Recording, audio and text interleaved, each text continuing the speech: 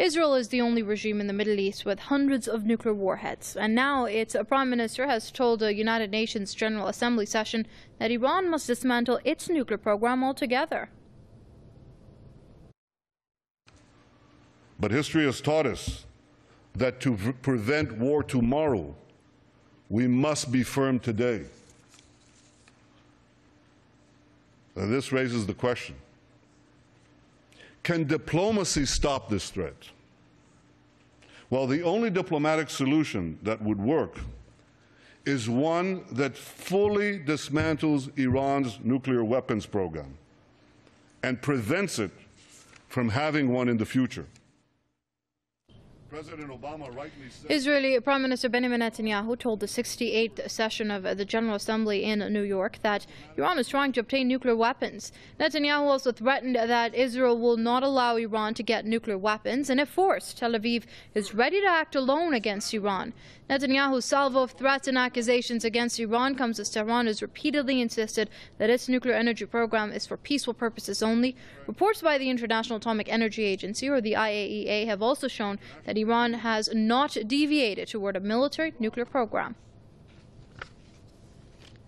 A relevant response, Iran's deputy ambassador to the UN accuses Israel of inflammatory remarks and saber-rattling, while Tel Aviv is the only regime that possesses all types of weapons of mass destruction, including nukes in the Middle East. Khodadad Seifi has also warned Netanyahu against any miscalculation by planning to attack Iran. He also continued saber-rattling toward Iran by abusing this August Assembly for threatening a founding member of this organization, which is first and foremost established for the prevention and removal of the threats to the peace. He talked a lot about WMDs in the Middle East without mentioning that Israel is the only one in the region that possesses all types of WMDs, but is not a party to any of the treaties banning them. He should seriously avoid miscalculation about Iran. Therefore, the Israeli Prime Minister had better not even think about attacking Iran, let alone planning for that. In conclusion, Iran's representative at the UN General Assembly criticized Israeli Prime Minister Benjamin Netanyahu minutes after his speech. Seifi asked Netanyahu to review Iran's history of commitment to its international obligations, in contrast to Tel Aviv's defiance of all relevant international treaties and regulations. The Iranian diplomat also accused Israel of committing crimes in its wars against Palestinians and its other neighboring and even non-neighboring nations. Well, joining us now from Louisiana to discuss this further is Dr. David Duke. He's a former member of the House of Representatives. Many thanks for joining us here on Press TV, Dr. Duke. Now, first of all, what do you make of the recent comments made by Netanyahu, where he's threatening even military action against Iran, despite being the sole possessor of nuclear weapons in the Middle East? I think he's the biggest hypocritical so-called national leader in the world. It's unbelievable that he could stand up before the United Nations and the world and talk about Iran's nuclear program when he is sitting on hundreds of nuclear weapons, horrific biological weapons, including all kinds of viruses that are ethnically targeted, according to the Times and sources from Israel, and on chemical weapons.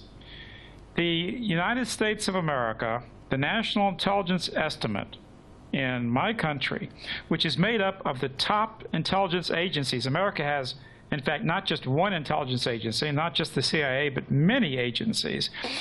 And this takes the top agencies of America, over a dozen, and they issued a formal report saying that Iran does not have any nuclear weapons program, period.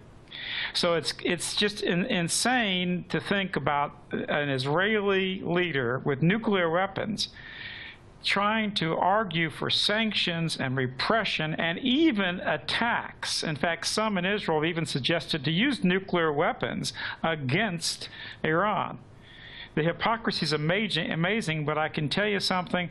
I'm very heartened in one way, but that I think the world now is seeing Zio hypocrisy in all of its glory, in all of its clarity.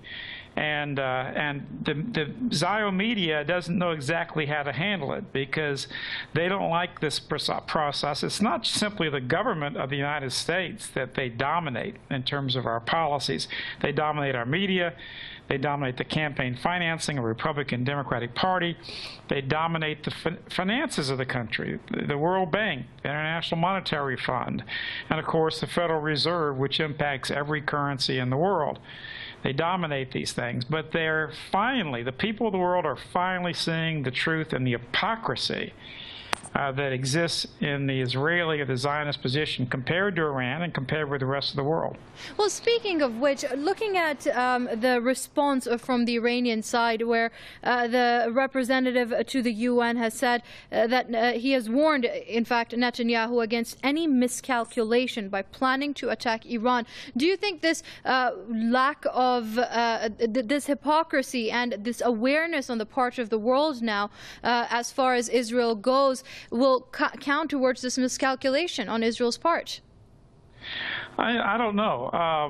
What Netanyahu basically said, specifically, that if he would stand firm, meaning that he was definitely implying that Israel was going to strike Iran with a violent attack, and of course to attack nuclear reactors. And of course these are, your program in Iran, of course, is for the production of legal nuclear usage for energy, for electricity. You've invested in the future of your country. You have uranium in your country, and you certainly want to process it. You don't want your country to be held hostage by other nations.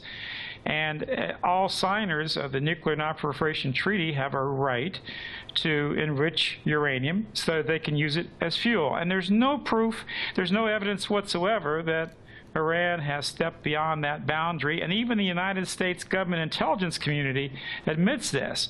But there's a big disconnect between that and the average thinking on the street, because so much of the media, not all of it, certainly, but so much of media is so heavily influenced by Zionists who own much of the conglomerates of the world's 5 largest conglomerates. Zionists directly own 4 of the 5, and as the Times, the Jewish Times Los Angeles, has said that the other one is owned by a Gentile, Murdoch, but even that one is more pro-Zionist, as pro-Zionist as the other 4. So the 5 largest media conglomerates in the world are all putting out this kind of garbage or suggesting, and that's the basis of the sanctions. The basis of the sanctions against Iran are the idea that Iran's making nuclear weapons. The truth is the only country that should be facing sanctions right now is not Iran. It's certainly not Syria. It is Israel. Israel is a nation founded on ethnic cleansing, massacres of people, driving people out of their homes, not allowing them to return to their homes. Israel has committed terrorism year after year, day after day, in fact, all over the world, assassinations, murders. They've been involved in, of course, a lot of the bombings and everything in Iran itself and all over the Middle East. And there's a lot of evidence that Israel had a lot of foreknowledge, at least foreknowledge, about 9/11. Their fingerprints are all over 9/11. Right.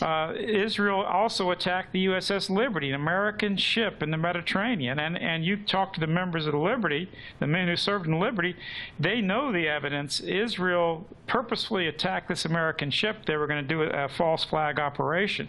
Okay, Israel also, I'm afraid I'm going to have to stop you there. We have run out of time. That was Dr. David Duke, former member of the House of Representatives. There's really appreciate your comments here on Press TV, sir. Thank you. DavidDuke.com has more data, too.